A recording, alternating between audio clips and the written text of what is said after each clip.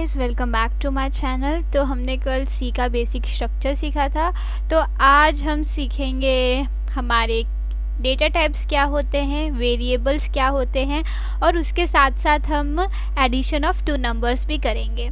तो हम उसका कोड लिखते हैं। पहले हम टर्बो C++ खोलते हैं एंड टर्बो C++। ये हमारा कल का कोड। तो मैं इसको एक काम करती हूँ, इस पर कट कर देती हूँ इसको। अगर आपको कट करना है तो एडिट पे जाए, कट कॉपी पेस्ट यहाँ से होता है, तो कट करना। उसके पहले मैं आपको बताती हूँ कि आपको कोई भी फाइल सेव कैसे करना है। अगर आप F2 प्रेस करेंगे तो आपको कुछ ऐसा इंटरफेस दिखेगा। तो आपको बिन और फॉरवर्ड स्लैश तक रखना है, उसके आगे आप फाइल का कुछ भी नाम रख सकते हैं। तो मैं अपने फाइल का नाम रख देती हूँ add.cpp अपना एक्सटेंशन होता है। तो सबसे पहले तो मैं आपको बताती हूँ कि डेटा टाइप क्या होते हैं। हम थोड़ा नीचे आ जाते हैं। नहीं, पहले हम इधर ही लिखती हूँ, फिर मैं कॉपी करके उसे हटा दूँगी। तो ये अपना कमेंट है, इससे हम कमेंट बोलते हैं।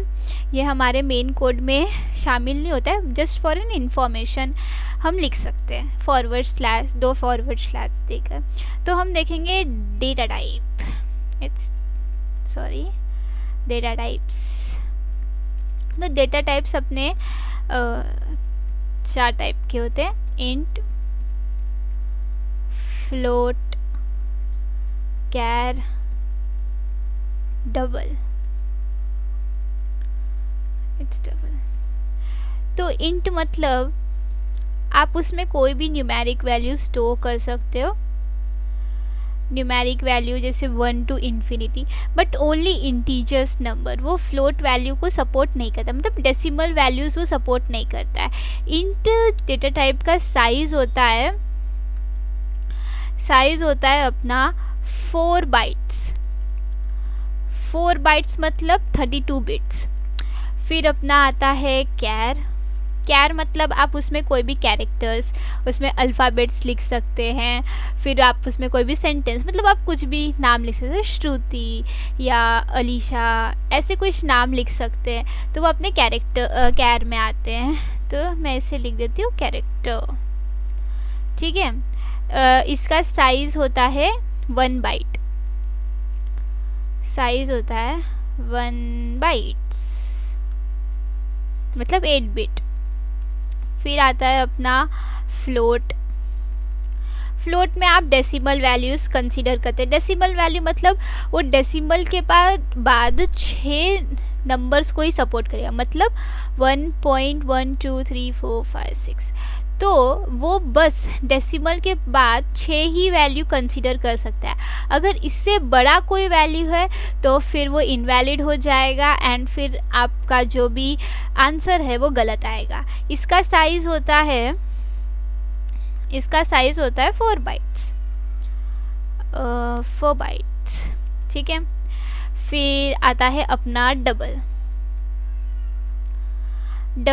ये डेसिमल के बाद 15 डिजिट तक आपकी वैल्यूज़ ले सकता है। ये मतलब फ्लोट का ऐसे समझ सकते हैं, ये फ्लोट का बड़ा भाई है। तो ये डेसिमल के बाद 15 डिजिट तक ले सकता है। जैसे 1 पॉइंट हम डालेंगे 15 तक ही लेगा, उसके आगे नहीं लेगा। उसके आगे वो क्रैश हो जाएगा, फिर आपका आंसर गलत आएगा। इसकी साइज़ होती है 8 बाइट्स। 8 बाइट्स जो होता है अपना 64 बिट्स। तो आई होप आपको ये डेटा टाइप समझा होगा। और आपको अभी ये डेटा टाइप अगर नहीं समझ में आ रहा है तो हम जब कोडिंग करेंगे ना तो आपको समझ में आ जाएगा कौन सा डेटा टाइप कब, कहाँ और कैसे यूज़ करना है। तो समझिए, अगर मैं लिख रही हूँ, मैं आपको ऐसा ओवरव्यू दे देती हूँ।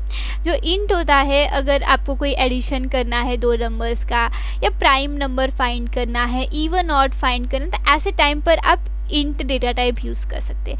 कैर, अगर आप कोई भी कैरेक्टर ले रहे हैं, कंपैरिजन कर रहे हैं लेटर्स के बीच में, या फिर आप किसी लेटर का स्काई कोड निकाल रहे हैं। अभी आप सोचेंगे स्काई कोड क्या होता है, तो मैं आगे आपको बताऊंगी।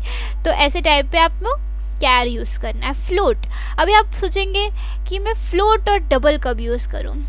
बेसिकली हम डबल ज़्यादा नहीं यूज़ करते, फ्लोट करते हैं। अगर आप सिंपल इंटरेस्ट निकाल रहे हैं, एरिया निकाल रहे हैं, किसी भी चीज़ का पैरामीटर निकाल रहे हैं, तो आपने हर बार नोटिस किया होता है कि जो अपना आंसर होता है ना, वो कहीं ना कहीं डेसिमल वैल्यूज़ में ही आता है। तो ऐसा टाइप में आपको फ्लोट यूज़ करना पड़ेगा, क्योंकि अगर आपका आंसर डेसिमल में आ रहा है और आपने इंट डेटा टाइप यूज़ किया है, तब आपका आंसर गलत आएगा। ठीक है, अभी अगर आपको नहीं समझ रहा होगा तो प्लीज़ थोड़ा सा वेट करिए। हम आगे जब करेंगे ना कोडिंग, तो आपको ऑटोमेटिकली क्लिक होगा कि हाँ, यहाँ पर मुझे इंट यूज़ करना, यहाँ पे मुझे फ्लोट। मैं इसे कॉपी करके नीचे, नहीं, एक और चीज़ आपको इसी में बताती हूँ। अभी वेरिएबल्स क्या होता है, तो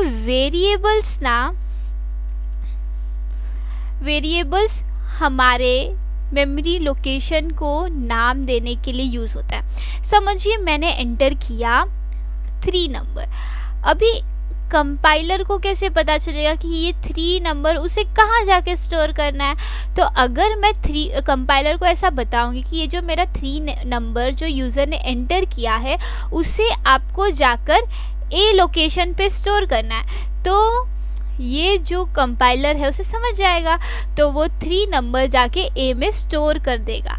तो हम बेसिकली ये बोल सकते हैं कि वेरिएबल्स मेमोरी लोकेशंस होते हैं जो स्टोरेज पर्पस के लिए यूज़ होते हैं। ठीक है, तो वेरिएबल्स हम अभी यूज़ करेंगे तो आपको वेरिएबल्स अच्छे से समझ जाएगा। तो मैं इसे कॉपी कर लेती हूँ और फिर नीचे पेस्ट कर दूँगी, क्योंकि यहाँ पे वो कोड होगा ना, तो फिर वो ओवरलैप करेगा। तो फिर हम पहले अपने हेडर फाइल्स इंक्लूड कर देते हैं, हैश इंक्लूड studio.h।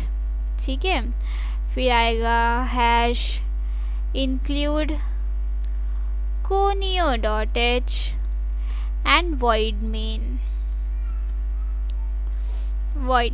आप void main के बाद कभी भी सेमीकोलन मत लगाना। void main मतलब इसके अंदर कुछ भी नहीं है फ़िलहाल में, लेकिन अगर आप यहाँ पर सेमीकोलन लगा देंगे ना, तो लूप के अंदर जो अपना कर्ली ब्रेसेस है ना, उसके अंदर वो एंटर ही नहीं करेगा। कंपाइलर को लगेगा कि इसके आगे कुछ है ही नहीं, तो पहले मेन के बाद सेमीकोलन नहीं लगाएंगे। फिर हम अपना कर्ली ब्रेसेस ऑन करते हैं। अभी हम किस चीज़ का कोड लिख रहे हैं ये आपको बता देते हैं। हम लिख रहे हैं addition of 2 numbers.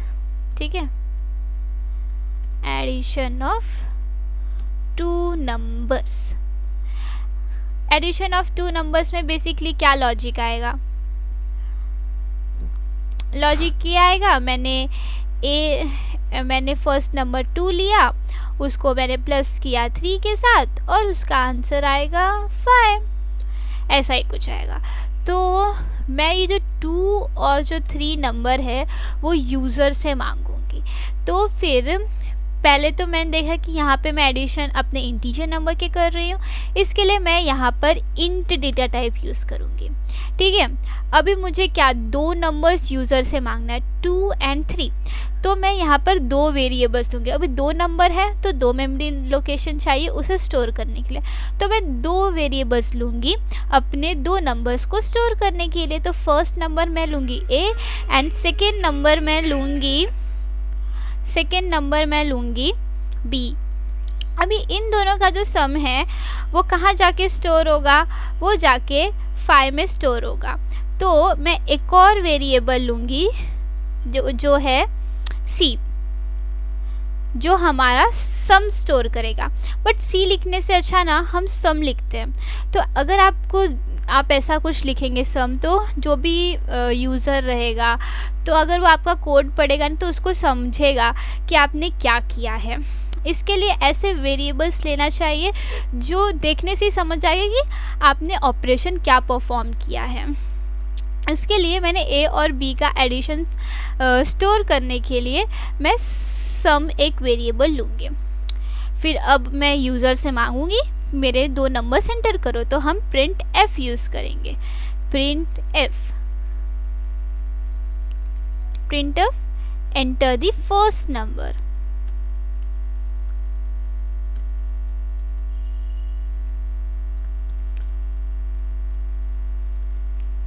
Enter the first number and then double inverted and then semicolon.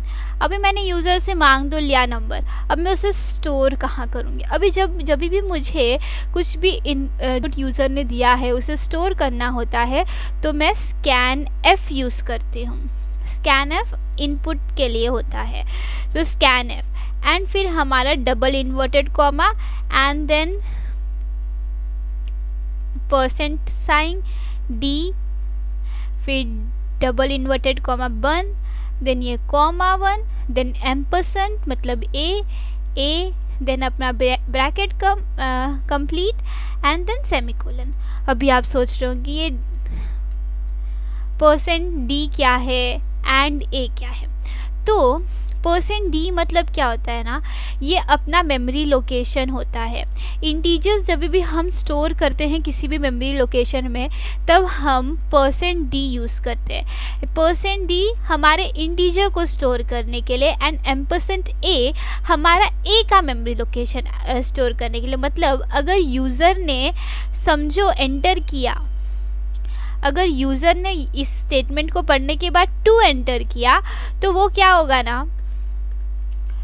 वो जाके A में सेव हो जाएगा, वो जाके A में 2 स्टोर हो जाएगा. अभी A जो है उसका मेमोरी एड्रेस क्या है, %a, और वो %a उसका मेमोरी एड्रेस है. एंड जो ये %d है ना वो हमारे इंटीजर टाइप के डेटा टाइप को स्टोर करने के लिए हम यूज़ करते हैं.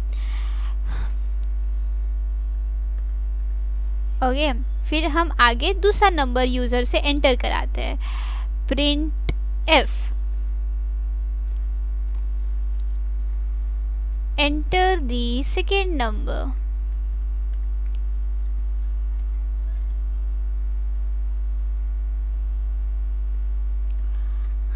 एंड फिर से हम scanf लिखेंगे. अभी मुझे जो मेरा सेकेंड नंबर वो डालेगा उसे भी स्टोर करने के लिए किसी जगह की ज़रूरत पड़ेगी, तो हम scanf देन अपना देन अपना डबल इन्वर्टेड कॉमा फिर %d. क्योंकि हम इसमें %d क्यों लिखेंगे, क्योंकि हमारे जो दोनों नंबर है ना, दोनों नंबर हमारे इंटीजर्स है, इसके लिए मैं %d लिखूँगी एंड देन अपना डबल इन्वर्टेड कॉमा बंद कर दूँगी एंड फिर अपना कॉमा एंड %b लिखूँगी, फिर अपना ब्रैकेट कंप्लीट एंड सेमीकोलन. यहाँ पर क्या इसका मतलब है, अगर यूज़र ने इसको पढ़ के एंटर किया 3 नंबर तो फिर वो नंबर जाके b में स्टोर हो जाएगा एंड b का मेमोरी लोकेशन है %b. अभी आपको लग रहा होगा कि ये बहुत कॉम्प्लेक्स है, ऐसा कुछ नहीं है. आप थोड़ी सी प्रैक्टिस करेंगे ना आपको सब आ जाएगा, इससे हैबिट हो जाती है बहुत जल्दी. ठीक है, अभी मैंने दोनों नंबर यूज़र से एंटर करा लिया है, दोनों एंटर करा लिया नंबर.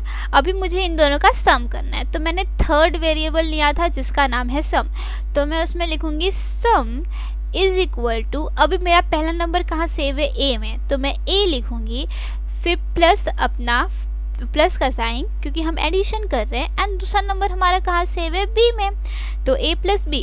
तो जब मैं ऐसा ऑपरेशनल सेमीकोलन लगाऊंगी तो क्या होगा, जब भी कंपाइलर ये स्टेटमेंट पढ़ेगा तो a पे जो नंबर स्टोर है उसके मेमोरी लोकेशन से डेटा फीच करेगा और यहाँ पे लाएगा, एंड फिर 20 के मेमोरी लोकेशन से डेटा फीच करेगा, जो भी नंबर सेव रहेगा इन दोनों को प्लस करेगा एंड अपने सम में स्टोर कर देगा. लेट्स सी, इसको मैं ऊपर डाल देती हूँ बेटा, इधर b इज इक्वल टू 3 आ जाएगा. अभी यहाँ क्या होगा ना, ये सम इज इक्वल टू, अभी हमारा a में क्या डेटा सेव है 2, ठीक है, प्लस b में हमारा क्या डेटा सेव है 3. अभी आपको पता है a प्लस b अगर हम करेंगे, सॉरी 2 + 3 करेंगे तो हमें मिलेगा, यहाँ पे ये आएगा / नहीं तो वो कमेंट नहीं समझेगा. तो फिर क्या मिलेगा हमें 5। तो सम के अंदर 5 जाकर ये स्टोर हो जाएगा, मतलब जो भी इन दोनों का एडिशन होगा वो सम नाम के वेरिएबल में जाके स्टोर हो जाएगा। अभी मुझे सम को भी प्रिंट कराना है, तो हम क्या लिखेंगे, इसको मैं नीचे लेके आ जाती हूँ, प्रिंट एफ, फिर यहाँ पे अपना अभी मुझे प्रिंट कराना है मेरे सम को, तो मैं लिखूँगी एडिशन ऑफ, इसको मैं ऊपर भेज देती हूँ, नीचे आ गया है ना, पहले इसको कॉपी कर लेते हैं, यहाँ पे पेस्ट कर लेते हैं एंड इसको मैं डिलीट कर देती हूँ। ओके, वापस आ जाते हैं हम, एडिशन ऑफ 2 numbers is। अभी मैंने ये डाल दिया, अभी इसमें हमें कंप्लीट नहीं करना है। अभी देखो हम यहाँ पर दो इंटीजर्स नंबर का एडिशन कर रहे हैं, तो हमारा जो तीसरा जो हमारा सम आएगा वो भी इंटीजर ही आएगा। तो यहाँ पर हमें इंटीजर का एड्रेस डालना पड़ता है, दैट इज़ %d डालेंगे तभी वो शो करेगा, एंड देन अपना इन्वर्टेड कॉमा बंद करेंगे, ठीक है। उसके बाद हम कॉमा डालेंगे एंड कहाँ पे मेरा ये एडिशन सेव है उस वेरिएबल को यहाँ एंटर करेंगे। अभी हमारा a+b का एडिशन सम में सेव है, तो हम सम लिखेंगे एंड अपना ब्रैकेट कंप्लीट करेंगे एंड सेमीकोलन। तो यहाँ पर अपना कोड कंप्लीट हो जाए, अभी कंप्लीट हो गया। फिर हम यहाँ गेट ch लिखेंगे अपना स्क्रीन को होल्ड करने के लिए एंड देन सेमीकोलन, ठीक है। तो यहाँ पर हमारा जो भी कोड है वो कंप्लीट हो गया। मैं आपको एक और बात समझा देती हूँ। यहाँ पे प्रिंट एफ, पहले तो मैंने यहाँ पर इंटीजर लिया है डेटा टाइप। क्यों लिया है? क्योंकि मैं 2 नंबर का एडिशन कर रही हूँ जो दोनों भी इंटीजर हैं, ठीक है। तो इसके लिए मैंने इंट डेटा टाइप लिया है। इंट लेने के बाद मुझे वेरिएबल्स असाइन करने पड़ते हैं कि मैं अपने कोड में कौन कौन से वेरिएबल्स यूज़ कर सकती हूँ। तो यहाँ पर मैंने क्यों 3 वेरिएबल लिया है, क्योंकि मुझे 2 नंबर का एडिशन करना है, इसके लिए a और b, एंड सम मैंने इसके लिए लिया है कि 2 नंबर का एडिशन कहाँ जाके सेव होगा, तो वो सम में जाके सेव होगा। ये स्टेटमेंट प्रिंट एफ हमने लिखा है, अभी यहाँ पे हमने लिखा है एंटर द फर्स्ट नंबर। तो हम यूज़र से बोल रहे हैं कि हमें पहला नंबर एंटर करके दो।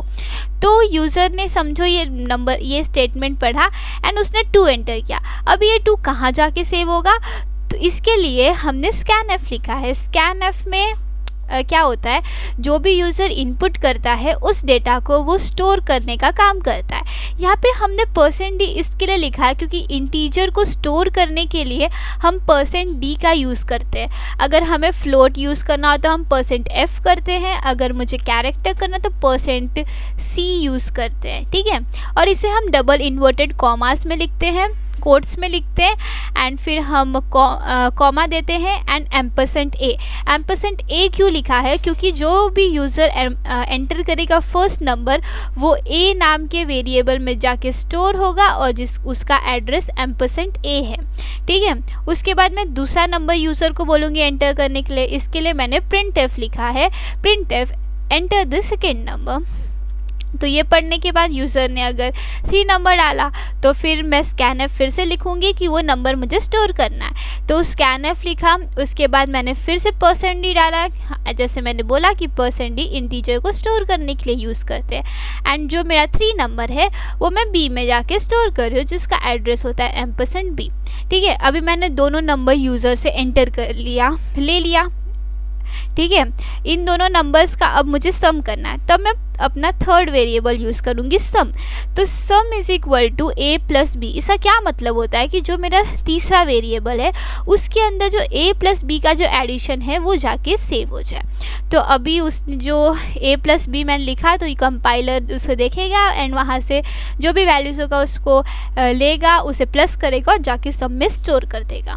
फिर से प्रिंट एफ हमने फिर से इसलिए लिखा है, यहाँ पर हम आउटपुट शो करेंगे कि हमारे 2 नंबर्स का एडिशन क्या है।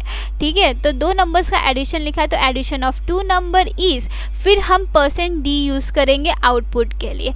ये डबल इन्वर्टेड कोट्स में आता है और फिर कॉमा देकर जहाँ भी हमारा उनके एडिशन सेव है जिस भी वेरिएबल में, उसका नाम यहाँ एंटर करना है, ब्रैकेट कंप्लीट करना है एंड सेमीकोलन एंड कर देना है। एंड फिर अपना गेट ch मैंने कल आपको बोला था कि यहाँ पर ये स्क्रीन को होल्ड करने के लिए यूज़ करते हैं। इसके पहले हम यहाँ पर CLR SCR लिख देते हैं कि हम जितनी बार भी रन करेंगे वो सिंगल इनपुट ही दिखाएगा, ठीक है। CLR SCR clear screen, okay. अब हम इसे कंपाइल करते हैं Alt F9 से, तो ये सक्सेस हो गया, इसमें कोई एरर नहीं आया। अभी हम कंट्रोल F9 करेंगे तो यहाँ पर दे रहा है एंटर फर्स्ट नंबर, समझो मैंने फर्स्ट नंबर 2 सेव किया, ठीक है। एंटर सेकेंड नंबर मैंने 3 कर दिया and addition of 2 number is 5।